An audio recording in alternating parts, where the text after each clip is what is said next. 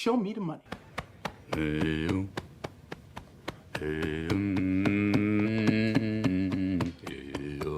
Hey, it's me. Knock, knock. So, you got my money? Think about it. You're dealing with numbers all day long. Decimal points, high frequencies, bang, bang, bang. Digits, all very acidic, above the shoulders mustard shit. Right? Kind of wig some people out. Right? You gotta feed the geese to keep the blood flowing. Now keep the rhythm below the belt. I want to stay in Arizona. I want my new contract. Show me the money! Jerry, you better yell! Show me the money! Where's my money? You gonna give me my money? Where's my money, man?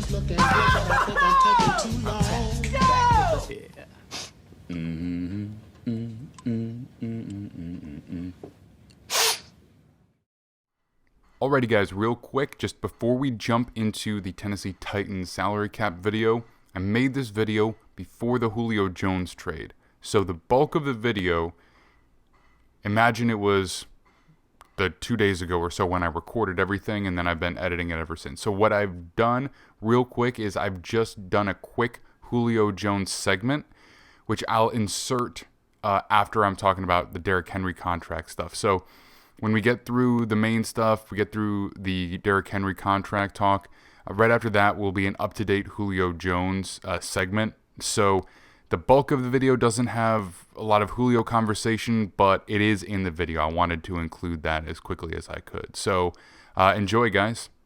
Welcome back to Cap Strapped. I'm Max Dean, and you can find me on Twitter at PanAmFootball. Today we're going to be doing the Tennessee Titans salary cap as part of our AFC South Divisional Deep Dive. So throw a like my way if you like what you see. I appreciate it. It does help me. And I've been putting a lot of work into this. And if you like what you see and you want more, just hit subscribe because I'm going to be doing breakdowns for every single team in the NFL. The last of the AFC South is going to be Jacksonville. That'll be coming up soon. But today, it's all Titans. So, when I talked before about how the Tennessee Titans run a reactionary style of front office building, it just means that A, if you have a clear strategy, but then you deviate from that situationally, or if you don't have a clear strategy at all. So to me, when you're looking at front office decision making, you want to have a clear thought process and a clear decision making process. You can handle different situations differently. You don't just do the same thing all the time, but you want to have a clear situational outcome, right? So in the future, you say, if this happens, then this is how we address it. If this happens, this is how we address it. As we get deeper into our team building process, this is how we address what we do next. And so reactionary means that maybe you think you have that, but then in concern for your job, security, you start to go back on things like that. So let's look at the Titans because they are an interesting organization and roster right now, and they've kind of come to it in an unusual way, but here we go. So up front, we have a couple of different things that you can see here. We have our cap hits for the top 51 players, as well as 2021 picks. I always include them in my top 51 projections because it's usually pretty unlikely that they get released.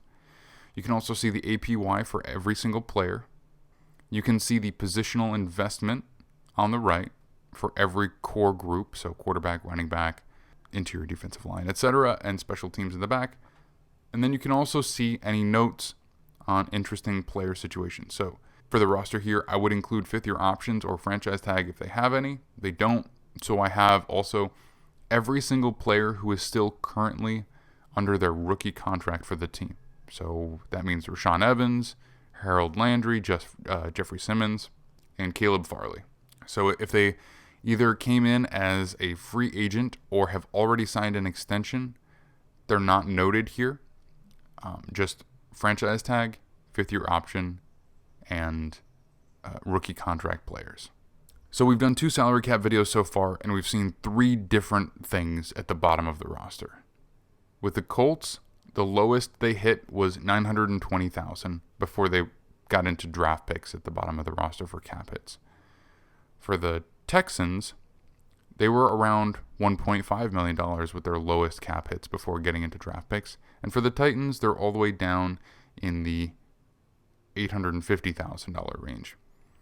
So the reason for that is that they have a couple of expensive players, most notably Ryan Tannehill.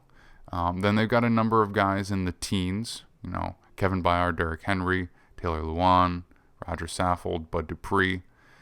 That's a little bit more in the teens, but we'll talk about the breakdown of the roster in just a minute. It's just always interesting to see how far down do you go and how high up do you go. So their highest cap hit is equal to their highest APY. That's Ryan Tannehill at 29.5, and their lowest cap hit that's not a draft pick this year is Bruce Hector, $850,000. So next up, we have the cap usage to total APY differential. So again, cap usage, that's what the total cap hits are for your team. And then total APY is if you took the average salary for every player and totaled it up in the top 51, this is what it would be. So it's just a way to look at what you're spending on the cap versus what you're actually spending on players. And it's not a direct correlation, like 100%, because if you were to trade for a player like Brandon Cooks and you got him with no prorated money, that would be a way to have a lower cap hit than what his actual average per year is when he signed the contract. Or Carson Wentz is another example of that. But for many situations, I would say most situations, to get a substantial differential between the two, either you've restructured salaries, so you've pushed money into the future with prorated bonuses, or you've just backloaded contracts for players, so they earn less upfront than they do later. And of course, that naturally happens with draft picks. It's part of the rookie contract structure. It just is a little bit of security for a team to move on from a player if they don't perform well, and a little bit of a reward for a player if they do perform well, a little bit more on the back end. Then the notable thing here is that the Titans, they have around $20 million in difference. To this point, as I've been looking through things, that's pretty average, I would say. And again, it mostly comes around through restructuring contracts. Then the other thing is that they have a $20.6 million dead cap. It comes from releasing a few players. No small part, that would be Isaiah Wilson. He was a first-round pick, and so his signing bonus was not enormous, but it definitely added to that, and they had to eat the rest of his prorated signing bonus this year.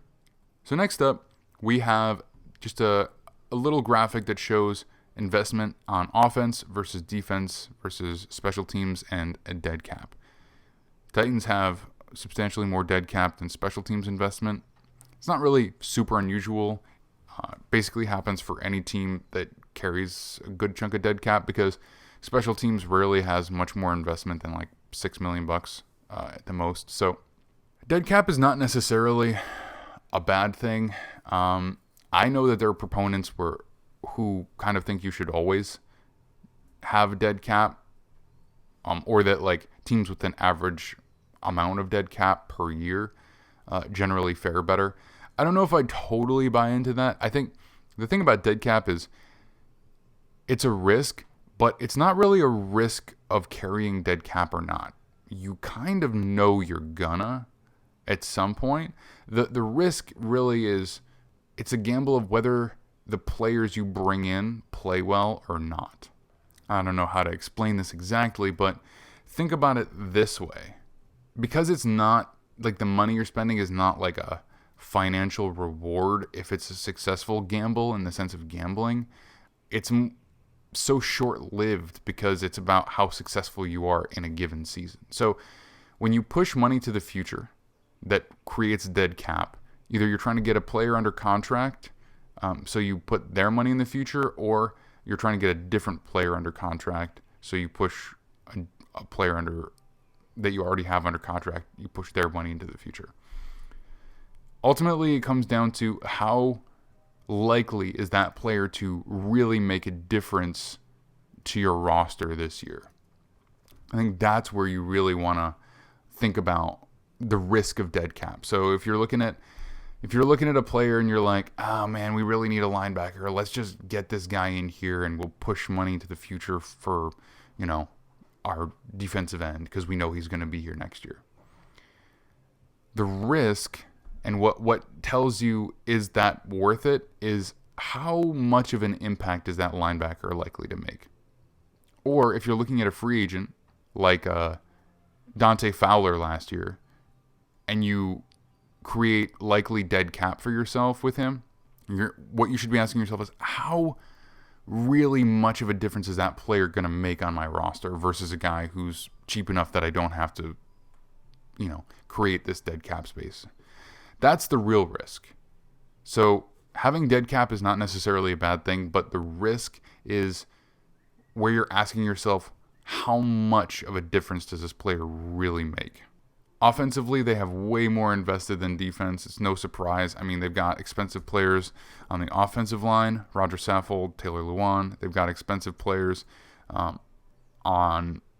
at the quarterback position and at the running back position with Derrick Henry and Ryan Tannehill. So there's really no question there. And defensively, they're inexpensive for the most part. They still have Harold Landry cheap. They've got Rashaan Evans cheap. They've got Caleb Farley cheap. They've got Christian Fulton cheap. Jeffrey Simmons cheap. Their defense is young and mostly drafted. And offense, they've either found guys in free agency or trade like Ryan Tannehill, who they extended, and or extended from their own draft classes like Derrick Henry. But this just fits right in with a common theme that we're seeing. Heavy salary cap investment on offense and heavy draft investment on defense. So here is another graphic. It shows how a team is structured in terms of how many very highly paid players they have and how many very minimally paid players they have. So basic concept is, do you have any $30+ million players? Those are usually franchise quarterbacks. Ryan Tannehill is a unique exception to come in under that as a true veteran franchise quarterback. And that's worked out well for them. So as long as he continues to play well, that's not a huge discount, but it is a discount. So he comes in as their only player in the $20+ million range. And then they have a chunk of players in that $10 to $19.9 million range. So those are elite players at the non-premium positions and pretty good players at the premium positions. You can see that if you look at the APY wedges for 10 to 19.9 and 5 to 9.9. So basically they're good to very good vets. There is a much higher investment in APY than cap. That's because they've pushed a few of those contracts into the future a bit. So you have more on the 2 to 4.9 and minimum level on the actual cap. I don't think that anything they've done here is wild or crazy. I don't think it's anything where you're like, wow, this is a really great strategy that I'd like to carry over to my team or another team, or anything where you're like, this is a bad idea, and at least in terms of overall cap structures. As we move on, I'm just going to touch on a couple of interesting players, or a couple of interesting contracts for the Titans. First off, we have Bud Dupree. He came over as a free agent from the Pittsburgh Steelers. Now, the one thing about Bud Dupree is the injury. I really like Bud Dupree, and I was even a proponent of signing him at a discounted rate. I think 16.5 is a bit of a discounted rate. I would still be a little bit concerned, not freaking out, but like it's something to keep tabs on if he comes back all the way. Modern medicine, probably he will. And so this could be a really good overall signing for the Titans. The question is just, is he going to be as impactful year one? Because he's young enough that he can still be pretty impactful 2022, 2023, 2024, and so on. So an APY of 16.5 when you get to those years will probably be a pretty good value. But just this year, I would be a little bit concerned about that pass rush, which they didn't have last year. I'm just a little concerned about him getting right back to that. But in terms of his contract, they basically backloaded the heck out of this thing with a $16.5 million average per year. He comes in at less than a third of that, at $5.111 million as a cap hit. They has a bunch of dead money in the future if it doesn't work out, but again, be pretty hopeful that that's not the case. They did this to just get in a good high upside pass rusher opposite Harold Landry, and I think they looked at a guy that they could get at a discount, and so whatever discount they got, they tripled down on by giving him a fairly high signing bonus. I believe he has guarantees through 2022. Yeah, guarantees through 2022. So basically his salary is guaranteed for 21, 2022, and then obviously all of his prorated bonus money. Then he has a per game active roster bonus. That's to protect themselves a little bit this year.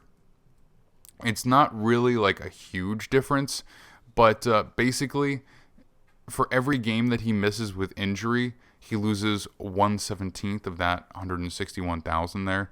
So it's not that big. It's just a little bit, but it does protect the team ever so slightly. And again, it's only in the first year because they're probably not concerned about the injury stuff in future years, like I said a few minutes ago. On the team, he comes in at number 2 in terms of APY behind Ryan Tannehill.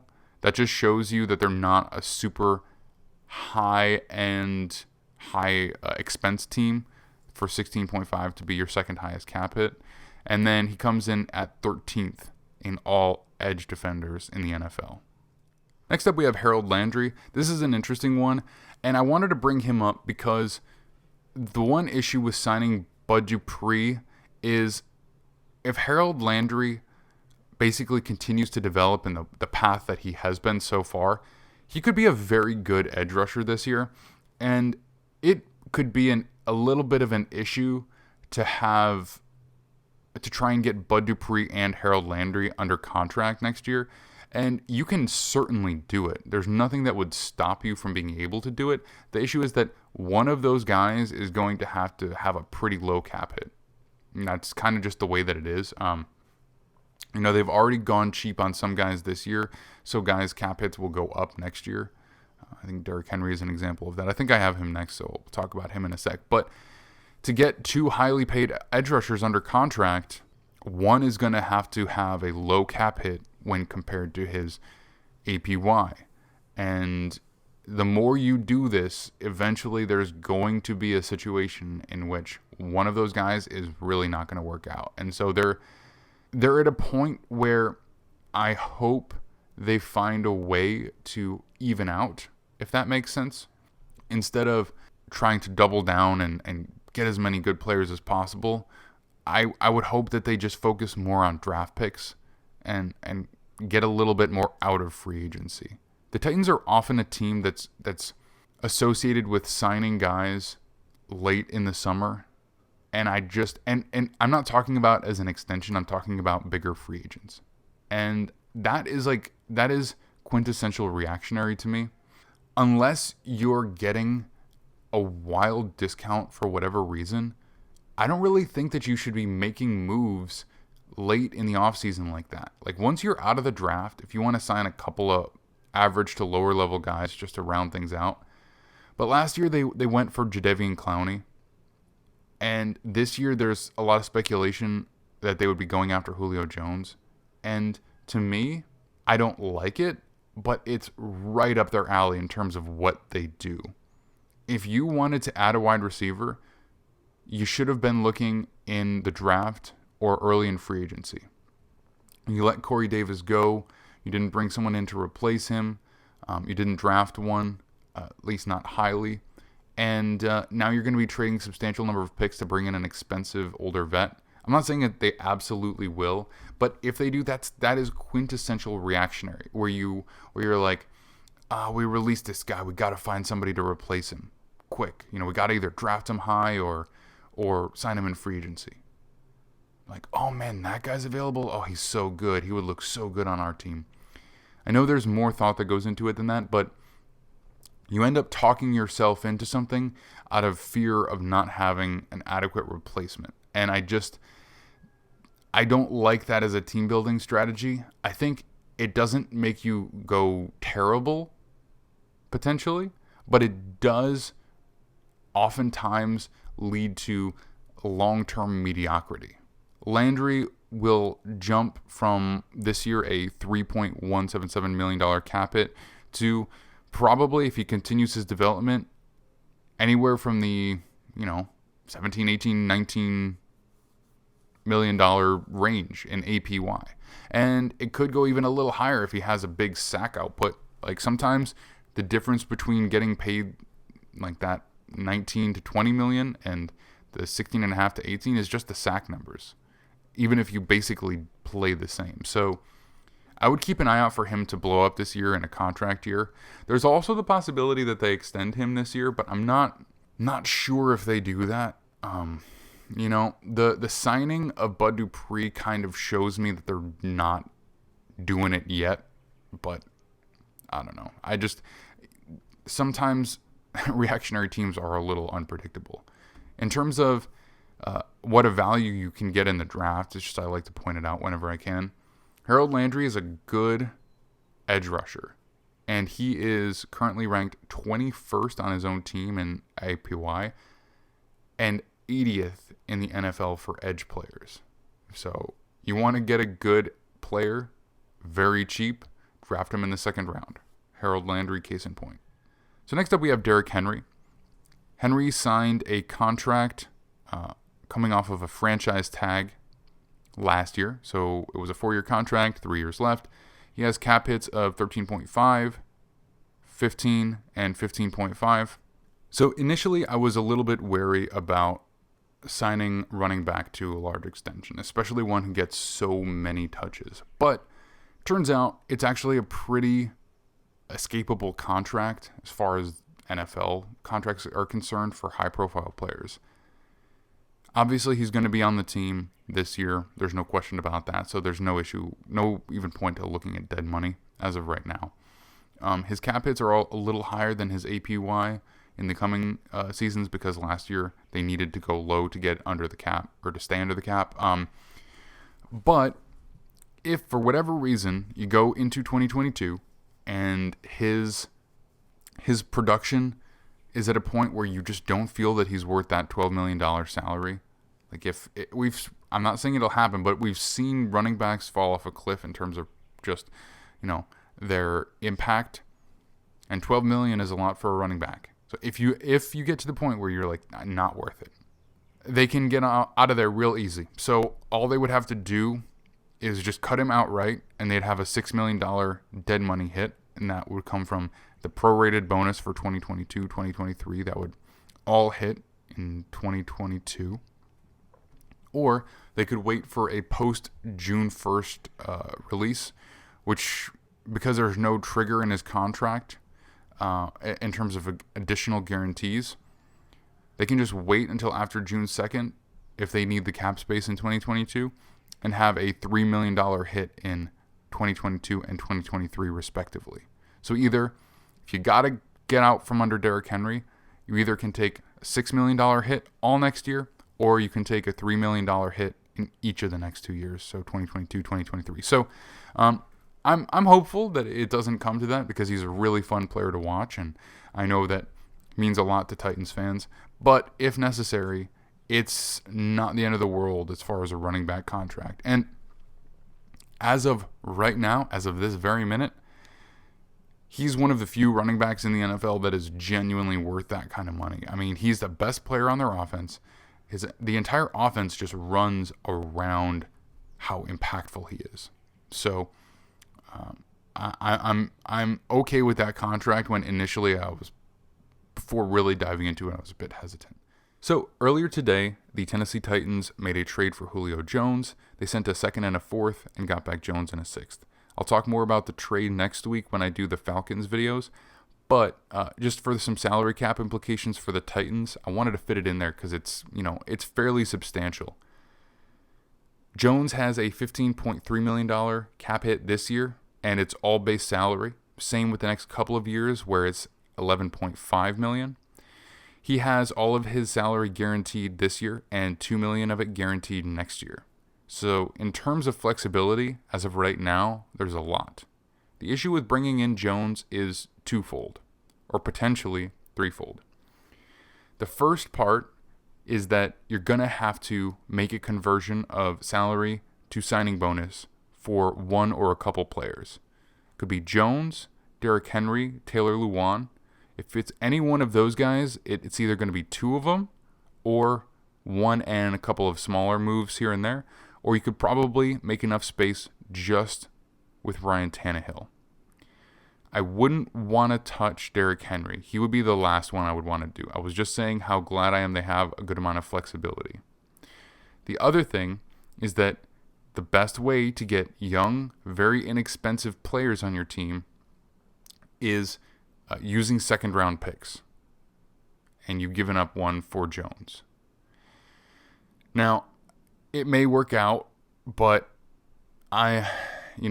just because giving up a second round for Jones is a lot cheaper than giving up a first for Stephon Diggs or whatever the case is, doesn't necessarily mean it's the right move for a team who is about to need younger, cheaper talent. I'm not trying to crap on the move too much. It's something to be aware of. That's all. The other thing is that Julio Jones may be seeking an extension. If you look at all of the factors here versus the DeAndre Hopkins situation, they line up very, very well. 3 years left on the contract. Goes to a new team, very inexpensive, with no sunk cost and prorated bonus to the new team. That new team says, hey, got a new guy, didn't have to give up a ton of draft capital.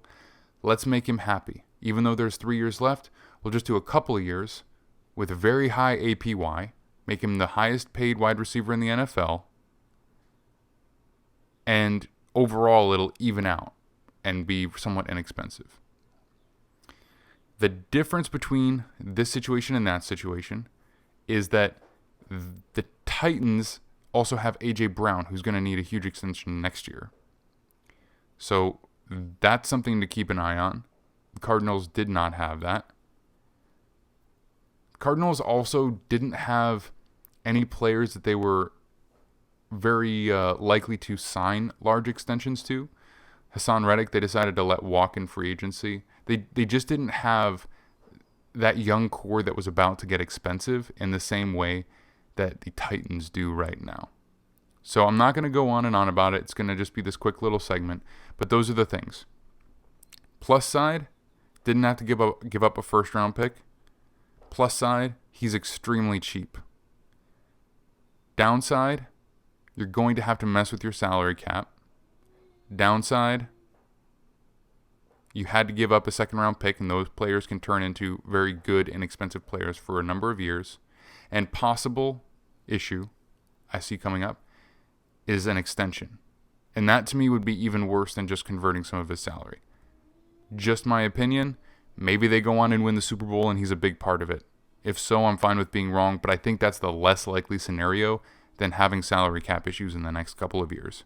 So, Titans fans, you can give me a hard time if you want. I'm totally willing to hear it. I'm willing to accept it. This is just my opinion, and I have nothing against any team in the NFL. I'm just trying to tell you how I see it. So, don't mean to rain on anybody's parade. If he came to the Jets, I would feel this exact same way, except I guarantee you I would have just as much excitement as you would, because that's the fan in you, and it would be the fan in me. So I get it. All right, back to the very end of the video, and we'll see you next week. But that's it for my Tennessee Titans salary cap breakdown. So if you like what you saw, let me know. If you have questions, you can get at me on Twitter or right here in the comments, and I will do my best to answer. I can probably answer better on Twitter. And if you have questions that you want me to answer for other teams as I continue to do these salary cap breakdowns for all of the NFL, let me know so that way I can just include them in the video. and add more information, more content. But thanks, guys, and we'll see you with Jacksonville soon and NFC South next week.